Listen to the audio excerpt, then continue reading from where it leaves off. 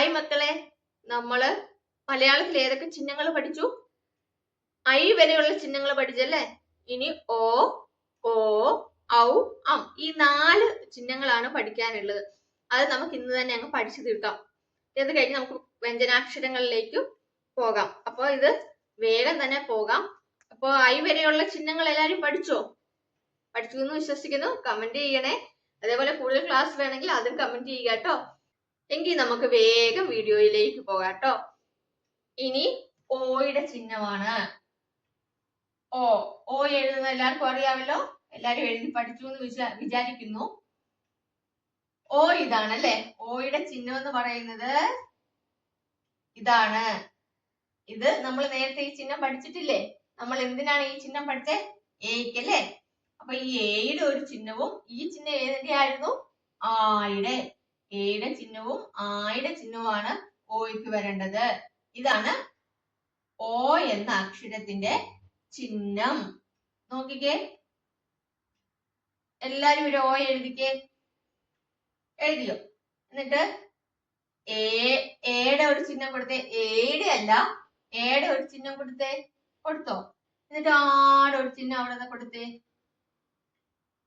കൊടുത്തോ? ഇതാണ് ഓയുടെ ചിഹ്നം. നമ്മൾ ഓയുടെ ചിഹ്നം എന്താണ് മക്കളെ?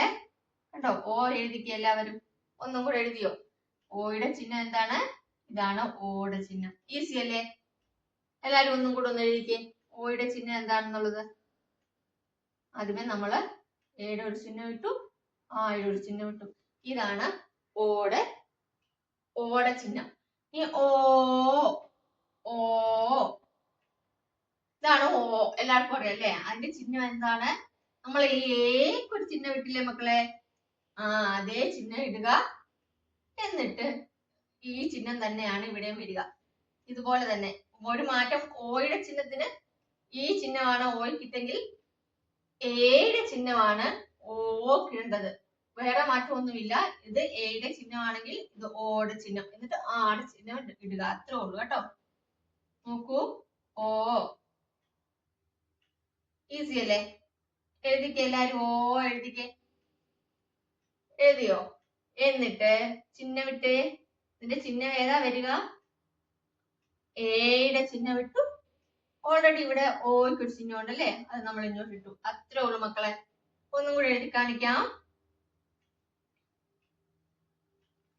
ഇത്രേ ഉള്ളൂ ഓയുടെ ചിഹ്നം. ഒന്നും കൂടെ നോക്കിക്കൊള്ളുക.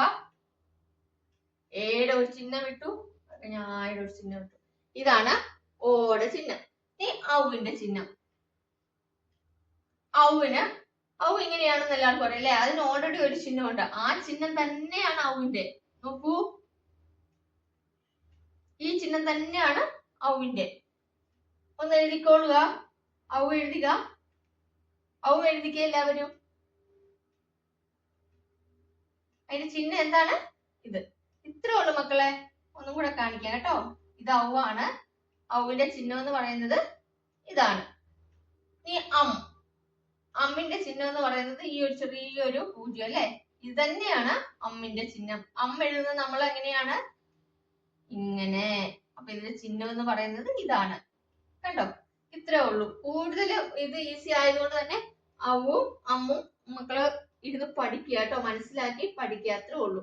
അപ്പൊ നമ്മൾ ഇതുവരെ ആയിട്ട് പഠിച്ച ചിഹ്നങ്ങൾ ഏതൊക്കെയാണ് മക്കളെ? ആയിക്ക് ഏതായിരുന്നു ചിഹ്നം? ഇത്. ഈക്ക് ഇത്. ഈക്ക് ഊന് ഊന് ഇറ്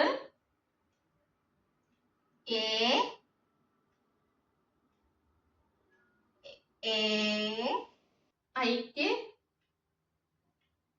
ഇത് രണ്ടെണ്ണം. ഐ ഓ ആണ് നമ്മള് ഇന്ന് പഠിച്ചത് അല്ലേ? ഓയ്ക്ക് ഇങ്ങനെ ഓ പഠിച്ചു. അതിന് ഇങ്ങനെ ഔ പഠിച്ചു. ഔവിന് ഓൾറെഡി ഒരു ചിഹ്നം ഉള്ളത് കൊണ്ട് തന്നെ ആ ചിഹ്നം തന്നെ. അമ്മിനും ചിഹ്നം ഉള്ളത് ആ ചിഹ്നം. അതേ ചിഹ്നം തന്നെയാണ്. ഇത്രേ ഉള്ളൂ മക്കളെ. ആ ഈ ഉ ഊ ഇറ് എ ഐ ഓ ഔ അം. അപ്പൊ ഇത്രേ ഉള്ളൂ ചിഹ്നങ്ങൾ പഠിച്ചാലാണ് നമുക്ക് വാക്കുകൾ എഴുതാനും വായിക്കാനും മലയാളം പറ്റത്തുള്ളൂ കേട്ടോ. ചിഹ്നങ്ങളും പഠിക്കണം, അക്ഷരങ്ങളും പഠിക്കണം. ഇനി നമുക്ക് വ്യഞ്ജനാക്ഷരങ്ങളാണ് പഠിക്കാനുള്ളത്. ക, ഖ, ഗ, ഘ, ങ ആണ് പഠിക്കാനുള്ളത്. അതൊക്കെ നമുക്ക് പഠിക്കാം കേട്ടോ മക്കള്. ആ തൊട്ട് അം വരെയും അതേപോലെ ഈ ചിഹ്നങ്ങൾ ഇത്രയും നിങ്ങൾ പഠിച്ചു വെക്കുക കേട്ടോ. നന്നായിട്ട് പഠിക്കുക. 2 or 3 പ്രാവശ്യമൊക്കെ വീഡിയോ കണ്ടു കഴിഞ്ഞാൽ നിങ്ങൾക്ക് മനസ്സിലാവും. എഴുതി എഴുതി എഴുതി ഉറക്കെ പറഞ്ഞു പറഞ്ഞു പഠിക്കുക. അപ്പൊ അടുത്ത ക്ലാസ്സിൽ കാണാം. ബൈ.